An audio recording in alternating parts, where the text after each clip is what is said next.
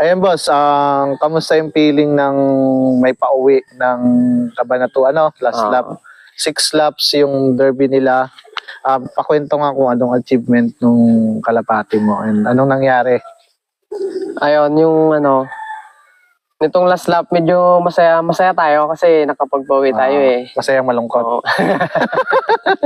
Masaya dahil? Masaya dahil nakapag second overall tayo, tapos medyo kasi yung nabutasan tayo ng second overall tayo saan? Sa Oldberg.